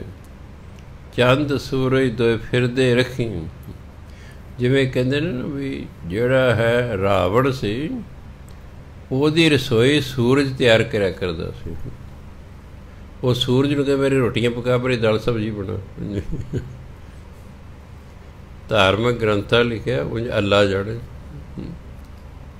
ਸੋ ਜੇ ਸੂਰਜ ਦੇ ਚੰਨ ਜਿਹੜੇ ਘੁੰਮ ਰਹੇ ਹਨ, ਜਿਸ ਨੂੰ ਰੋਕ ਵੀ ਲਈਏ, ਨਿਸ਼ਚਲ ਹੋਵੇ ਥਾਂ ਤੇ ਸਦਾ ਰਹਿਣ ਲਈ ਥਾਂ ਵੀ ਮੈਨੂੰ ਮਿਲ ਜਾਵੇ। ਵੀ ਤੂੰ ਹੈ ਸਲਾਹਣਾ, ਫਿਰ ਵੀ ਮੇਰੇ 'ਚ ਹੰਕਾਰ ਨਹੀਂ ਆਏਗਾ ਪਰਮਾਤਮਾ, ਮੈਂ ਫਿਰ ਵੀ ਤੇਰੀ ਸਿਫਤ ਸਲਾਹ ਕਰਾਂਗਾ। ਆਖਣ ਲਹਿਰਾ ਚਾਹੋ ਅਤੇ ਤੇਰੀ ਸਿਫਤ ਸਲਾਹ ਕਰ ਕਰਕੇ ਮੇਰਾ ਚਾਅ ਖਤਮ ਨਹੀਂ ਹੋਵੇਗਾ। ਮਹਿਲਾ ਪਹਿਲਾ। ਜੇ ਦੇਹ ਦੁੱਖ ਲਾਈਏ, ਪਾਪ ਗ੍ਰਹਿ ਦੋਏ ਰਾਹੋ। ਇਹਨੂੰ ਰਾਹੋ ਪੜ੍ਹ, ਰਾਹ ਨਹੀਂ ਪੜ੍ਹਨਾ। ਰਾਹੂ ਅਤੇ ਕੇਤੂ ਦੋ ਗ੍ਰਹਿ ਨੇ ਹਿੰਦੂ ਧਰਮ ਅਨੁਸਾਰ। ਕਹੇ ਚ ਰਾਹੂ ਅਤੇ ਕੇਤੂ ਦਾ ਅਸਰ। ਉਹ ਕਹਿੰਦੇ ਜਦੋਂ ਗ੍ਰਹਿਣ ਲੱਗਦਾ ਨਾ, ਰਾਹੂ ਅਤੇ ਕੇਤੂ ਕਹਿੰਦਾ ਚੰਬੜ ਜਾਂਦੇ ਨੇ ਸੂਰਜ ਨੂੰ, ਫਿਰ ਉਹਨੂੰ ਗ੍ਰਹਿਣ ਲੱਗਦਾ। ਗ੍ਰਹਿ ਹੁੰਦੇ ਨੇ, ਇਹ 'ਚ ਕੋਈ ਸ਼ੱਕ ਨਹੀਂ ਹੈ। ਗ੍ਰਹਿ ਨਿਵਾਰੇ ਸਤਿਗੁਰੂ ਦੇ ਆਪਣਾ ਨਾਉ। ਪੰਚਮ ਪਾਤਸ਼ਾਹ ਕਹਿੰਦੇ ਵੀ ਜੇ ਕਿਸੇ 'ਤੇ ਗ੍ਰਹਿ ਹੋਣ ਵੀ ਤਾਂ ਗੁਰੂ ਆਪਣੇ ਨਾਮ ਦੀ ਦਾਤ ਦੇ ਕੇ ਉਹ ਗ੍ਰਹਿ ਖਤਮ ਕਰ ਦਿੰਦੇ। ਮੇਰੇ ਕੋਲ ਆਉਂਦੇ ਨੇ ਬਹੁਤ ਜੀ, ਇਹ ਪੰਡਤ ਕਹੇ 'ਚ ਸ਼ਨੀ ਗ੍ਰਹਿ ਜੀ, ਇਸ 'ਤੇ ਫਲਾਣਾ ਗ੍ਰਹਿ ਜੀ, ਇਹ ਮੰਗਲੀਕ ਹੈ ਜੀ, ਇਹ ਫਲਾਣਾ ਹੈ। ਪਹਿਲਾਂ ਮੈਂ ਹੁਕਮ ਲਾ ਗੁਰੂ ਮਹਾਰਾਜ ਪੁੱਛਦਾ ਕਿ ਵਾਕਈ ਮੰਗਲੀਕ ਹੈ? ਆਜ ਹਾਂ। ਫਿਰ ਉਹਨੂੰ ਪਾੜ ਦਿੰਦਾ ਵੀ ਆਹ ਪਾਠ ਕਰੋ 40 ਦਿਨ, ਉਸ ਨੂੰ ਪਾਣੀ ਜਲ ਛਕਾਓ, ਇਹਦਾ ਅਸਰ ਖਤਮ ਹੋਵੇ। 40 ਦਿਨਾਂ ਬਾਅਦ ਫਿਰ ਗੁਰੂ ਮਹਾਰਾਜ ਪੁੱਛਦਾ, ਉਹ ਕਹਿੰਦੇ ਖਤਮ ਹੋ ਗਿਆ, ਚਲੋ ਨਿਬੜਿਆ ਕੰਮ, ਪਰ ਤੁਹਾਡਾ ਗ੍ਰਹਿ ਖਤਮ ਹੋ ਗਿਆ। ਨਹੀਂ ਤੇ ਇੱਕ ਚਲੀਆ ਹੋਰ ਕਰ ਲਓ। ਇਹ ਨਾਮ ਬਾਣੀ ਹੈ। ਪੁਰਾਣੇ ਸਿੱਖ ਕਿਉਂ ਨਹੀਂ ਸੀ ਗ੍ਰਹਿ ਨੂੰ ਮੰਨਦੇ? ਅੱਜ ਦਾ ਸਿੱਖ ਪੜਦਾ ਕੋਲ ਤੁਰਿਆ ਫਿਰਦਾ ਹੈ। ਮੈਂ ਬਹੁਤ ਸਾਰੇ ਸਿੱਖ ਜਾਣਦੇ ਜੇ ਪੜਦਾ ਕੋਲ ਜਾਂਦੇ ਨੇ। ਪੁਰਾਣੇ ਸਿੱਖ ਕਿਉਂ ਨਹੀਂ ਸੀ ਜਾਂਦੇ? ਪੁਰਾਣੇ ਸਿੱਖ ਸਾਰੇ ਹੀ ਨਾਮ ਜਪਣ ਵਾਲੇ ਸਨ, ਅਤੇ ਜਦ ਤੁਸੀਂ ਨਾਮ ਜਪੇ ਤੁਹਾਡੇ ਗ੍ਰਹਿ ਰਹਿ ਹੀ ਨਹੀਂ ਸਕਦਾ। ਗ੍ਰਹਿ ਤਾਂ 40 ਦਿਨਾਂ 'ਚ ਖਤਮ ਹੋ ਜਾਂਦਾ। ਤੁਹਾਨੂੰ ਪਤਾ ਨਹੀਂ ਕਿੰਨੀ ਦੇਰ ਹੋ ਗਈ ਬਾਣੀ ਪੜ੍ਹਦੇ ਹੋਏ, ਤੁਹਾਡੇ ਕਿਹੜਾ ਗ੍ਰਹਿ ਰਹਿ ਜਾਏਗਾ? ਬਾਣੀ ਪੜ੍ਹਨ ਵਾਲਾ ਵੀ ਅਜੇ ਹੁਣ ਪੰਡਿਤ ਕੋਲੇ ਜਾਵੇ, ਭਲਿਆ ਮਨ ਤੇਰੇ 'ਤੇ ਕਿਹੜਾ ਗ੍ਰਹਿ ਰਹਿ ਗਿਆ? ਤੈਨੂੰ ਤਾਂ ਕਿੰਨੇ ਸਾਲ ਬਾਣੀ ਪੜ੍ਹਦੇ ਹੋ ਗਏ, ਤੂੰ ਕਿਉਂ ਭਟਕੀ ਜਾਂਦਾ? ਫਿਰ ਉਹਦੇ ਮੈਂ ਉਹਨੇ ਕੀ ਦੱਸਿਆ? ਹੁਣ ਗ੍ਰਹਿ ਦੱਸੋ ਤਾਂ ਹੱਲ ਵੀ ਪੁੱਛਣਾ ਸੀ। ਕਹੇ ਜੀ ਉਹ ਹੱਲ ਮਹਿੰਗਾ ਹੈ ਜੀ, ਤੁਸੀਂ ਦੱਸ ਦਿਓ। ਮੈਂ ਤਾਂ ਪਹਿਲੇ ਮੇਰੇ ਕੋਲ ਆ ਜਾਂਦਾ ਸੀ। ਸੋ ਗੁਰੂ ਮਹਾਰਾਜ ਕਹਿੰਦੇ ਜੇ ਦੇਹ ਦੁੱਖ ਲਾਈਏ, ਪਾਪ ਗ੍ਰਹਿ ਦੋਏ ਰਾਹੋ। ਰਤ ਪੀਣੇ ਰਾਜੇ ਸਿਰੈ ਉੱਪਰ ਰੱਖੀਏ, ਇਵੇਂ ਜਪੈ ਭਾਉ। ਵੀ ਤੂੰ ਹੈ ਸਾਲਹਣ, ਆਖਣ ਲਹਿ ਨ ਚਾਉ।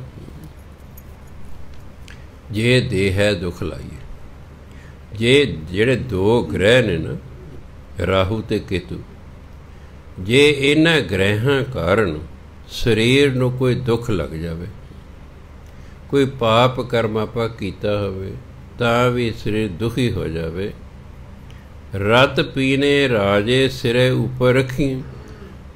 ਲੋਕਾਂ ਦਾ ਖੂਨ ਚੂਸਣ ਵਾਲੇ ਭਾਵ ਜ਼ਾਲਮ ਰਾਜੇ ਜੇ ਕਹਿੰਦੇ ਸਿਰ 'ਤੇ ਹੋਣ, ਰਾਜੇ ਜ਼ਾਲਮ ਹੋ ਜਾਣ, ਲੋਕਾਂ ਦਾ ਖੂਨ ਪੀਣ ਵਾਲੇ ਹੋ ਜਾਣ। ਇਵੇਂ ਜਪੈ ਭਉ, ਜੇ ਇਸ ਤਰ੍ਹਾਂ ਦਾ ਮਹਿਸੂਸ ਹੋਵੇ ਫਿਰ ਕੀ ਕਰਨਾ ਕਿ ਵੀ ਤੂੰ ਹੈ ਸਲਾਹਣ, ਮੈਂ ਤਾਂ ਫਿਰ ਵੀ ਤੇਰੀ ਸਿਫਤ ਸਲਾਹ ਕਰਾਂਗਾ। ਮੈਨੂੰ ਨਾ ਗ੍ਰਹਿਆਂ ਦੀ ਅਤੇ ਰਾਜ ਦਾ ਕੋਈ ਡਰ ਨਹੀਂ ਹੈ। ਮੈਨੂੰ ਇਹਨਾਂ ਦਾ ਨਹੀਂ ਡਰ ਹੈ ਕਿ ਮੇਰੇ 'ਤੇ ਗ੍ਰਹਿ ਨੇ ਜਾਂ ਰਾਜਾ ਬੜਾ ਜ਼ਾਲਮ ਹੈ ਜੀ, ਮੈਂ ਇਹਨਾਂ ਤੋਂ ਡਰ ਕੇ ਰਹਾਂ ਨਾ। ਕਹਿੰਦਾ ਮੈਂ ਤਾਂ ਤੇਰੀ ਸਿਫਤ ਸਲਾਹ ਕਰਨੀ ਅਤੇ ਕਰਦੇ ਹੀ ਰਹਿਣਾ ਤਾਂ ਜੋ ਮੇਰਾ ਚਾਅ ਨਾ ਖਤਮ ਹੋ ਜਾਏ। ਮਹਿਲਾ ਪਹਿਲਾ, ਅੱਗੀ ਪਾਲਾ ਕੱਪੜ ਹੋਵੇ। ਪਾਲਾ ਲੱਲੇ ਦੇ ਪੈਰ 'ਚ ਬਿੰਦੀ, ਨੀਤੋ ਜੀ ਕਾ ਪਾਲਾ, ਕਈ ਦਾ ਨਾਂ ਰੱਖਿਆ ਦਾ ਪਾਲਾ ਸਿੰਘ। ਅੱਗੀ ਪਾਲਾ ਕੱਪੜ ਹੋਵੇ, ਖਾਣਾ ਹੋਵੇ ਵਾਓ। ਸੁਰਗੇ ਦੀਆਂ ਮੋਹਣੀਆਂ ਇਸਤਰੀਆਂ ਹੋਵਣ, ਨਾਨਕ ਸਭੋ ਜਾਓ। ਵੀ ਤੂੰ ਹੈ ਸਾਲਾਹਣ, ਆਖਣ ਲਹਿ ਨਾ ਜਾਓ। ਜੇ ਕਹਿੰਦੇ ਅੱਗ ਦੇ ਠੰਡ ਦੇ ਮੇਰੇ ਕੱਪੜੇ ਹੋਣ, ਭਾਵ ਕੱਪੜਿਆਂ ਦੀ ਥਾਂ 'ਤੇ ਮੈਂ ਗਰਮੀ ਸਰਦੀ ਨੂੰ ਸਹਿਣ ਕਰਾਂ। ਜੇ ਕਹਿੰਦੇ ਅੱਗ ਦੇ ਅਤੇ ਠੰਡ ਦੇ ਕੱਪੜੇ ਹੋਣ, ਖਾਣਾ ਹੋਵੇ ਵਾਓ, ਵਾਓ ਦੀ ਹਵਾ ਅਤੇ ਹਵਾ ਮੇਰਾ ਭੋਜਨ ਹੋਵੇ। ਸੁਰਗੇ ਦੀਆਂ ਮੋਹਣੀਆਂ ਇਸਤਰੀਆਂ ਹੋਣ, ਮੇਰੇ ਕੋਲ ਸਵਰਗ ਦੀਆਂ ਬਹੁਤ ਸੋਹਣੀਆਂ ਮਨ ਨੂੰ ਮੋਹ ਲੈਣ ਵਾਲੀਆਂ ਔਰਤਾਂ ਹੋਣ, ਵੀ ਇੰਨਾ ਕੁਛ ਹੋਵੇ। ਨਾਨਕ ਸਭ ਹੋ ਜਾਓ, ਪਰ ਇਹਨਾਂ ਸਾਰਿਆਂ ਨੇ ਇੱਕ ਦਿਨ ਖਤਮ ਹੋ ਜਾਣਾ ਹੈ। ਵੀ ਤੂੰ ਹੈ ਸਲਾਹਣ, ਕਹਿੰਦਾ ਮੈਂ ਤਾਂ ਤੈਨੂੰ ਹੀ ਸਲਾਹੁਣਾ। ਆਖਣ ਲਹਿ ਨਾ ਜਾਓ, ਤੇਰੀ ਸਿਫਤ ਸਲਾਹ ਕਰਦਿਆਂ ਕਰਦੇ ਮੇਰਾ ਚਾਅ ਖਤਮ ਨਹੀਂ ਹੁੰਦਾ। ਪਵੜੀ ਬਦ ਫੈਲੀ ਗੈਬਾਨਾ, ਖਸਮ ਨਾ ਜਾਣੀ। ਸੋ ਕਹੀਏ ਦੇਵਾਨਾ, ਆਪ ਨਾ ਪਛਾਣੀ। ਕਲਹ ਬੁਰੀ ਸੰਸਾਰ, ਵਾਦੇ ਖਪੀਏ। ਵਿਨ ਨਾਮੇ ਬੇਕਾਰ, ਭਰਮੇ ਪਚੀਏ। ਰਾਹ ਦੋਵੇਂ ਇੱਕ ਜਾਣੇ, ਸੋਈ ਸਿਜਸੀ। ਕੁਫਰ ਗੋ ਕੁਫਰਾਣੇ, ਪਿਆ ਦਜਸੀ। ਸਭ ਦੁਨੀਆ ਸੁਭਾਨ। ਜਦੋਂ ਬੱਬਾ ਅਤੇ ਹਾਹਾ ਇਕੱਠੇ ਹੁੰਦੇ ਨੇ, ਭੱਬਾ ਦੀ ਆਵਾਜ਼ ਬਣ ਜਾਂਦੀ ਸੁਭਾਨ। ਇਹਨੂੰ ਸੁਭਾਨ ਨਹੀਂ ਪੜ੍ਹਨਾ, ਇਹ ਦੋ ਸ਼ਬਦ ਹੋ ਜਾਣਗੇ। ਇਹ ਸੁਭਾਨ ਨਹੀਂ ਪੜ੍ਹਨਾ, ਦੇਖਣ ਦਾ ਲਿਖਿਆ ਤਾਂ ਸੁਭਾਨ ਹੈ, ਪੰਜਾਬੀ ਦੇ ਨਹੀਂ ਹੈ। ਬੱਬਾ ਅਤੇ ਜਿਹੜਾ ਹਾਹਾ ਜਦ ਦੋਨੋਂ ਇਕੱਠੇ ਆਉਂਦੇ ਨੇ, ਉਹ ਭੱਬੇ ਦੀ ਆਵਾਜ਼ ਦਿੰਦੇ ਨੇ ਸੁਭਾਨ। ਕਿ ਜੇ ਕਿ ਸੁਭਾਨ ਅੱਲਾ, ਸੁਭਾਨ ਸੁੰਦਰ ਨੂੰ ਕਹਿੰਦੇ, ਹੇ ਅੱਲਾ ਤੂੰ ਬੜਾ ਸੁੰਦਰ ਹੈ, ਸੁਭਾਨ ਅੱਲਾ। ਮੁਸਲਮਾਨ ਕਹਿੰਦੇ ਨੇ, ਫਾਰਸੀ ਦਾ ਸ਼ਬਦ ਹੈ ਨਾ ਸੁਭਾਨ। ਸਭ ਦੁਨੀਆ ਸੁਭਾਨ, ਸੱਚ ਸਮਾਈਏ। ਸਿੱਝੇ ਦਰ ਦੀਵਾਨ, ਆਪ ਗਵਾਈਏ। ਗੁਰੂ ਮਹਾਰਾਜ ਕਹਿੰਦੇ ਬਦ ਫੈਲੀ ਗੈਬਾਨਾ। ਉਂਝ ਗੈਬਾਨਾ ਭੂਤ ਪ੍ਰੇਤ ਨੂੰ ਕਹਿੰਦੇ, ਆਪਾਂ ਦਿਸਦੇ ਨਹੀਂ ਨਾ ਭੂਤ ਪ੍ਰੇਤ। ਮਨੁੱਖ ਬਦਫੈਲੀ ਕਰਦਾ, ਮਾੜੇ ਕੰਮ ਕਰਦਾ ਲੁਕ ਛਿਪ ਕੇ। ਗੈਬਾਨਾ ਦੂਜੇ ਤੋਂ ਛੁਪਾ ਕੇ। ਖਸਮ ਨਾ ਜਾਣੇ, ਰੱਬ ਨੂੰ ਨਹੀਂ ਜਾਣਦਾ ਕਿ ਮੈਨੂੰ ਵੇਖ ਰਿਹਾ। ਰੱਬ ਨੂੰ ਨਹੀਂ ਜਾਣਦਾ ਕਿ ਜੋ ਮੈਂ ਲੋਕਾਂ ਤੋਂ ਛੁਪਾ ਕੇ ਕਰ ਰਿਹਾ ਮਾੜੇ ਕੰਮ, ਇਹ ਰੱਬ ਵੇਖ ਰਿਹਾ ਹੈ। ਪਤਾ ਨਹੀਂ ਲੱਖ 'ਚੋਂ ਇੱਕ ਬੰਦੇ ਦਾ ਵਿਸ਼ਵਾਸ ਹੋਏਗਾ ਗੁਰੂ ਮੈਨੂੰ ਵੇਖ ਰਿਹਾ ਜਾਂ ਰੱਬ ਮੈਨੂੰ ਵੇਖ ਰਿਹਾ ਹੈ। ਹਾਲਾਂਕਿ ਉਹ ਵੇਖ ਰਿਹਾ ਹੈ, ਸਾਨੂੰ ਗਿਆਨ ਹੈ ਬਾਣੀ ਪੜ੍ਹ ਕੇ ਵੀ ਉਹ ਵੇਖ ਰਿਹਾ ਹੈ, ਫਿਰ ਵੀ ਅਸੀਂ ਕੋਈ ਪਰਵਾਹ ਨਹੀਂ ਕਰਦੇ। ਅਸੀਂ ਜੋ ਕੁਛ ਵੀ ਕਰ ਰਹੇ ਸਾਨੂੰ ਕੋਈ ਵੇਖ ਰਿਹਾ। ਆਹ ਕੈਮਰੇ ਕਿਉਂ ਲਾਏ ਨੇ? ਸ਼੍ਰੋਮਣੀ ਕਮੇਟੀ ਵਾਲਿਆਂ ਨੇ ਜਿਸ ਕਮਰੇ ਦੇ ਵਿੱਚ ਉਹ ਗੋਲਕ ਗਿਣਦੇ ਨੇ, ਉੱਥੇ ਕੈਮਰੇ ਲਾਏ ਹੋਏ ਨੇ ਕਿ ਉਹਨੇ ਨੋਟਿਸ 'ਚ ਆਇਆ ਜੀ ਉਦੋਂ 500 ਦੇ ਨੋਟ, 2-2 ਦੇ ਨੋਟ ਗਿਣਨ ਵਾਲੇ ਨਾਲ ਜੇਬਾਂ 'ਚ ਪਾ ਲਈਦੇ ਨੇ। ਉਹਨਾਂ ਨੂੰ ਅਖੀਰ 'ਤੇ ਕੈਮਰੇ ਲਾਉਣੇ ਪਏ ਵੀ ਦੇਖੋ ਇਹ ਕਰਦੇ ਕੀ ਨੇ। ਆਮ ਥਾਂ ਲਿਖਿਆ ਤੁਸੀਂ ਕੈਮਰੇ ਦੇ ਅਧੀਨ ਹੋ, ਬਾਅਦ ਤੁਹਾਨੂੰ ਕੈਮਰਾ ਵੇਖ ਰਿਹਾ ਵੀ ਸਾਡੀ ਦੁਕਾਨ 'ਚ ਮਾਲ ਨਾ ਚੱਕ ਕੇ ਲੈ ਜਾਓ, ਕੈਮਰਾ ਵੇਖ ਰਿਹਾ। ਮਨੁੱਖ ਕੈਮਰਿਆਂ ਤੋਂ ਡਰਦਾ ਹੈ, ਇਹ ਨਾ ਰੱਬ ਤੋਂ ਡਰਦਾ ਨਾ ਗੁਰੂ ਤੋਂ ਡਰਦਾ। ਮੈਂ ਕਈ ਵਾਰ ਬੈਠਾ ਸੋਚਦਾ ਵੀ ਜੇ ਅਸੀਂ ਗੁਰੂ ਤੋਂ ਜਾਂ ਰੱਬ ਤੋਂ ਡਰਨ ਲੱਗ ਜਾਈਏ, ਸ਼ਾਇਦ ਸਾਨੂੰ ਰੱਬ 24 ਘੰਟੇ 'ਚ ਹੀ ਪ੍ਰਾਪਤ ਹੋ ਜਾਏ। ਇੰਨੇ ਅਸੀਂ ਸੱਚੇ ਸੁੱਚੇ ਹੋ ਜਾਵਾਂਗੇ, ਅਸੀਂ ਇਤਨੇ ਸੱਚੇ ਸੁੱਚੇ ਹੋ ਜਾਵਾਂਗੇ, ਅੰਦਰ ਮੈਲ ਹੀ ਨਹੀਂ ਰਹਿ ਜਾਣੀ। ਜੇ ਕਿਤੇ ਵਿਸ਼ਵਾਸ ਆ ਜਾਏ ਕਿ ਮੈਨੂੰ ਰੱਬ ਵੇਖ ਰਿਹਾ ਹੈ, ਮੈਨੂੰ ਮੇਰਾ ਗੁਰੂ ਵੇਖ ਰਿਹਾ ਹੈ, ਪੜ੍ਹਨਾ ਸੁਣਨਾ ਸੁਣਾਉਣਾ ਹੋਰ ਗੱਲ ਹੈ, ਵਿਸ਼ਵਾਸ ਆਉਣਾ ਬਹੁਤ ਮੁਸ਼ਕਿਲ ਕੰਮ ਹੈ। ਉਹ ਵੱਡੇ ਭਾਗਾਂ ਵਾਲਾ ਜੀਵ ਹੈ ਜਿਸ ਨੂੰ ਇਸ ਗੱਲ 'ਤੇ ਵਿਸ਼ਵਾਸ ਆ ਜਾਏ ਕਿ ਮੈਨੂੰ ਮੇਰਾ ਗੁਰੂ ਜਾਂ ਰੱਬ ਵੇਖ ਰਿਹਾ ਹੈ। ਕਹਿੰਦੇ ਬਦਫੈਲੀ ਗਏ ਬਨ, ਇਹ ਮਨੁੱਖ ਲੁਕ ਛਿਪ ਕੇ ਬਦਫੈਲੀਆਂ ਕਰਦਾ, ਖਸਮ ਨਾ ਜਾਣੇ ਪਰ ਇਹ ਰੱਬ ਨੂੰ ਨਹੀਂ ਜਾਣਦਾ। ਸੋ ਕਹੀਏ ਦੇਵਾਨਾ, ਦੇਵਾਨਾ ਦਾ ਪਾਗਲ, ਸੋ ਕਹੀਏ ਦੇਵਾਨਾ ਆਪ ਨਾ ਪਛਾਣ। ਜਿਹੜਾ ਆਪਣੇ ਆਪ ਦੀ ਪਹਿਚਾਣ ਹੀ ਨਹੀਂ ਕਰਦਾ ਕਿ ਮੈਂ ਕੌਣ ਹਾਂ, ਮੈਂ ਕੀ ਕਰ ਰਿਹਾ, ਉਹਨੂੰ ਤਾਂ ਪਾਗਲ ਕਹੀਦਾ। ਤਾਂ ਪਾਗਲ ਇਹਨੂੰ ਆਪਣੇ ਆਪ ਦਾ ਹੀ ਨਹੀਂ ਪਤਾ ਵੀ ਇਹ ਕਰ ਕੀ ਰਿਹਾ ਹੈ। ਕਲਹ ਬੁਰੀ ਸੰਸਾਰ ਵਾਧੇ ਖਪੀਏ, ਕਲਹ ਕਲਾ ਕਲੇਸ਼ ਜਿਹਨੂੰ ਆਪਾਂ ਕਹਿੰਦੇ, ਆਪਾਂ ਜੀ ਕਲਾ ਕਲੇਸ਼ ਕਰੇ। ਮੈਂ ਡਿਕਸ਼ਨਰੀ ਫਰੋਲਦਾ ਰਿਹਾ ਵੀ ਲਿਖਿਆ ਕਲਹ ਵੀ ਤੇ ਕਿਤੇ ਫਾਰਸੀ ਦਾ ਸ਼ਬਦ ਨਾ ਹੋਵੇ, ਕਲਾ ਨਾ ਹੋਵੇ ਤੇ ਕਿਤੇ, ਜਿਵੇਂ ਦਰਗਾਹ ਲਿਖਿਆ ਦਰਗਾਹ, ਪਰ ਫਾਰਸੀ ਜਿਹਦਾ ਉਚਾਰਨ ਹੈ ਦਰਗਾਹ। ਮੈਂ ਕਿਹਾ ਵੀ ਉਂਝਾ ਪਕੜਾਈ ਕਿ ਯਾਰ ਘਰ 'ਚ ਬੜੀ ਕਲਾ ਕਲੇਸ਼ ਹੈ, ਕਹਿੰਦੇ ਕਿ ਨਹੀਂ ਜੀ, ਪਰ ਇੱਥੇ ਕਲਾ ਲਿਖਿਆ ਹੋਇਆ ਹੈ ਵੀ ਕਿਤੇ ਕਲਾ ਹੀ ਨਾ ਹੋਵੇ। ਡਿਕਸ਼ਨਰੀ ਫਰੋਲ ਲਿਖਿਆ, ਫਾਰਸੀ ਦੇ ਤਾਂ ਸ਼ਬਦ ਹੀ ਨਹੀਂ ਸੀ, ਫਿਰ ਹਿੰਦੀ ਦਾ ਸ਼ਬਦ ਸੀ, ਹਿੰਦੀ 'ਚ ਫਿਰ ਇਹੀ ਸਪੈਲਿੰਗ ਸਨ, ਕਲਾ ਲੜਾਈ ਝਗੜਾ ਕਲਾ ਕਲੇਸ਼ ਕਰ ਜਾਵੇ। ਕਲਾ ਬੁਰੀ ਸੰਸਾਰ, ਸੰਸਾਰ 'ਚ ਲੜਾਈ ਝਗੜਾ ਬੁਰਾ ਹੈ, ਵਾਧੇ ਖਪੀਏ। ਇਹ ਵਾਦ ਵਿਵਾਦ ਭਾਵ ਝਗੜੇ ਦੇ ਵਿੱਚ ਬੰਦਾ ਖਪੀਏ ਖੁਆਰ ਹੁੰਦਾ ਰਹਿੰਦਾ ਹੈ। ਜਿਹੜੇ ਝਗੜੇ 'ਚ ਝਗੜਿਆਂ 'ਚ ਪੈਦੇ ਨੇ ਖੁਆਰ ਹੁੰਦੇ ਰਹਿੰਦੇ। ਵੀਰ ਨਾਮੇ ਵੇਕੌਰ, ਨਾਮ ਤੋਂ ਬਿਨਾਂ ਤਾਂ ਮਨੁੱਖ ਵੇਕਾਰ ਬੁਰਾਈਆਂ 'ਚ ਫਸ ਜਾਂਦਾ ਹੈ। ਭਰਮੇ ਪਚੀ ਹੈ ਅਤੇ ਉਹਦੇ ਅੰਦਰ ਭਰਮ ਪੈਦਾ ਹੋ ਜਾਂਦਾ ਹੈ। ਕਈ ਵਾਰੀ ਜਿਹੜਾ ਭਰਮ ਹੈ ਨਾ, ਇਹ ਸਾਨੂੰ ਕਿਸੇ ਸਿਰੇ ਨਹੀਂ ਲੱਗਣ ਦਿੰਦਾ। ਮੰਨ ਲਓ ਮੈਨੂੰ ਕਿਸੇ ਨੇ ਕਹਿਤਾ ਵੀ ਆਹ ਜਿਹੜੀ ਸੜਕ ਹੈ ਨਾ ਜੀ, ਇਹ ਜਾਏਗੀ ਨਾਭੇ ਨੂੰ। ਮੈਂ ਦੂਖ ਨਾਲ ਤੋਂ ਤੁਰ ਪਿਆ, ਤੁਰਿਆ ਗਿਆ ਅੱਗੇ ਥਾਪਰ ਕਾਲਜ ਦੇ ਕੋਲ ਜਾ ਕੇ ਇੱਕ ਖੱਬੇ ਨੂੰ ਹੋ ਗਈ, ਇੱਕ ਸੱਜੇ ਨੂੰ ਹੋ ਗਈ।